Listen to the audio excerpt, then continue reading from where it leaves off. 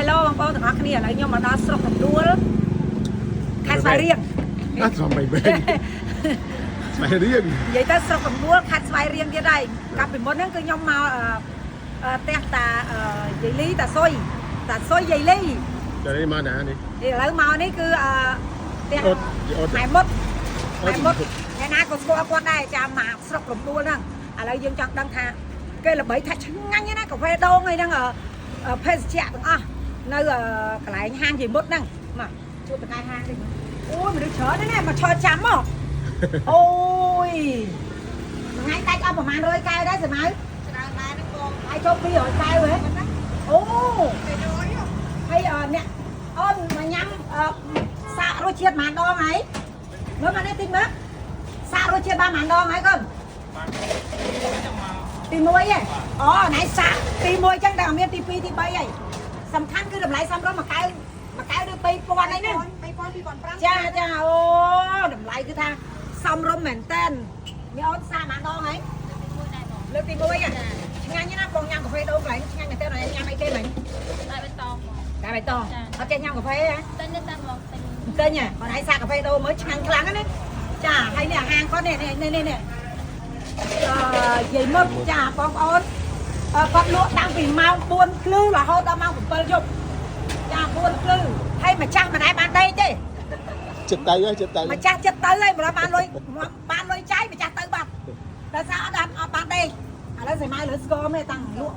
តាំងបើពួកដូរមកមានលក់អីខ្លាំងហ្នឹងមានលក់បាយក្រមចុកស្លោបរីឡបាកាបាញ់កាញ់ស្បៃនេះអញ្ចឹងហ៎កាហ្វេដូងអូរសជាតិដឹងអែមហ្មងនេះតំបើកបានប៉ុន្មានខែហើយបើបាន7 ខែហើយម៉ួយម្លឹងចុះតម្រាប់បានមួយឆ្នាំម៉ួយដឹងប្រហែលលានម៉ួយហើយតោះគ្នាជួយណាចាម្នាក់ឯងតើរួចទេចារកប្តីមួយពីរអីទៅយោហើយក្លុកសាហើយក៏ក្លុកសាឆ្ងាញ់ហ៎សាកាហ្វេគេអូមច្ឆាមច្ឆាអូនឯងអត់ចេះញ៉ាំកាហ្វេទៅហ៎ចេះញ៉ាំកាហ្វេអរគុណកូនមកនាំគ្នាមកទិញហ្នឹងមកសិស្សសាលាទាំងអស់នាំមកផ្ទះយាយមុតនេះវាបបរបាញ់កាញ់បបរអីគេនេះចាអូនឯងសានាំភ័ក្រមកលក់ចាមិនលក់ដែរអីហើយដល់ពេលដាច់ចឹងសុបាយចិត្តហ៎សុបាយចិត្តហ៎អត់ឆុងឲ្យគេសិនមើលអ្នកទិញគេថានៅអាឡៃតប៉ែសម្ភារហ្នឹងអត់ឆុងឲ្យគេបងពេលដល់កូពីមិញឥឡូវមិញគាត់ប្រាប់ឯងគាត់ថាគាត់មានលក់បាញ់កាញ់មានកាទៀវមាននំបញ្ចុកមានបាយស្រូបហើយបាយស្រូបអស់តាំងម៉ោង6ភ្លឺបងប្អូននៅស្វាយរៀងនេះគេទម្លាប់ម៉ោង4ភ្លឺគេញ៉ាំហើយចាគេធ្វើការគេងើបគេទៅធ្វើការខុសពីយើងអ្នកពេញម៉ោង7ព្រឹកចាហើយនៅនេះម៉ោង7ព្រឹកទៅសួររកទៀវអស់លេងគាត់អត់តាន់ទេគាត់អត់តាន់ទេអ្នកពេញមកអីទៅរួចទៅកក់មុនអីណោះបានហូបអីហ្នឹងហូបបាយផ្ទះហ្នឹង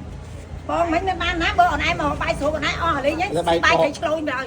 ចាបាយឆ្លូញមិញអរគុណបងប្អូនទាំងអស់គ្នាដែលបានគ្រប់គ្រងជាមួយនឹងចាភេសជ្ជៈនៅកន្លែងហាងយាយមុតចាគឺឆ្ងាញ់គ្រប់មុខគឺខ្ញុំតែខ្ញុំគឺរសជាតិខ្ញុំគឺខ្ញុំពេញចិត្តកាហ្វេដូងហ្មងតែខ្ញុំមកនេះឆ្ងាញ់តែវិជា